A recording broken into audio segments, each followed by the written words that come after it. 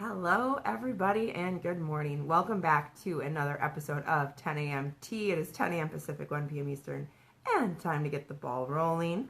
I'm having my coffee this morning in a cat liver cup because it's an admin morning here at Family Care Acupuncture, so I'm just kind of settling in to get some projects on the move here, so moving the business right along.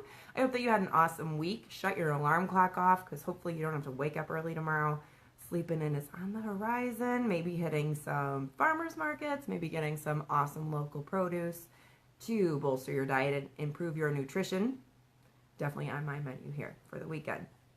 So I'm checking back in to continue our conversation about the 5 elements. We're kind of digging into like the sort of details about them, and we have 2 more elements to finish up today. We have metal and water. And so we finished off with earth, which was talking about the kind of summer and late summer that then becomes fall, and fall is the metal season. And so metal is all about reaping what you've sown. It's also about decline. So we think about the leaves kind of falling off the trees, kind of going into a cycle of dormancy in some ways. And so autumn is kind of about starting to move more inward there. Metal is also about really kind of cutting decisions, yes and no, black and white, in and out, kind of very clear and straightforward, kind of powerful in that way. Metal is also associated with the color white, and the organs are the lungs, and the lungs also open to the nose, so breathing is really featured. Doing a lot of breath work in the autumn is really helpful for kind of preparing your system for winter, really supporting your immune system and improving your circulation there. The metal element is also really related to sadness and grieving. And so, when patients are going through issues with grief and stuff, or when you're really feeling emotional, you cry and, all the snot comes out of your nose, that is also kind of part of that metal picture there. As we continue to reiterate, metal also has a yin and yang sort of aspect. And so the yang is using metal as a weapon. As a blade, as a sword that's kind of like cutting through right and wrong and good and bad. Yin metal is more of like a tea kettle, so it's more holding and supportive. And so it's really interesting to kind of consider things in that way. Metal also has the flavor of pungent, sharp, and spicy.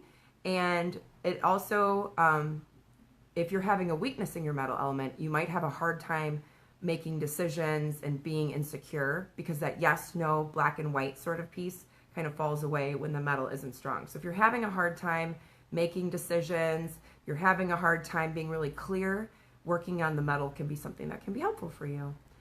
Moving on into water. Water is transitioning into winter. So we have metal as autumn and water as winter.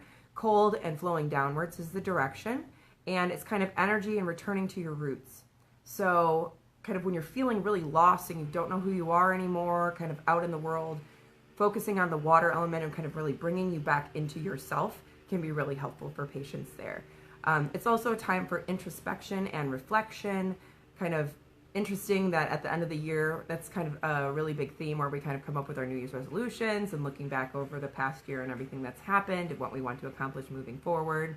And so that's also something that's really just in harmony with the water element. The color related to water is black. The flavor is salty. And so it's quite different than metal, which is the color white. So it's lots of interesting dualities there. It's also related to the kidneys and the bone and ears. So hearing issues, issues with kidney function, not necessarily talking dialysis, but issues with like frequent urination or urinary leakage and different things can really be related to the kidney. The emotional aspect is kind of fear or fright. So if you're having a lot of panic and things, sometimes that can be related to an imbalance in the water element and something that you could shore up in that way.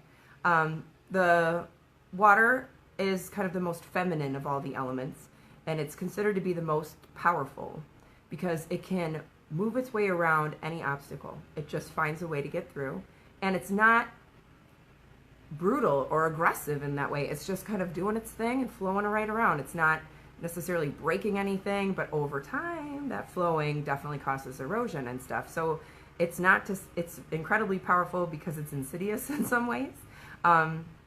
The yin manifestation of water is considering like a little brook kind of babbling along. Yang manifestation of water would be like a wave sort of crashing down upon you. And so, again, yin and yang are always kind of part of the picture when we're talking about really anything in Chinese medicine.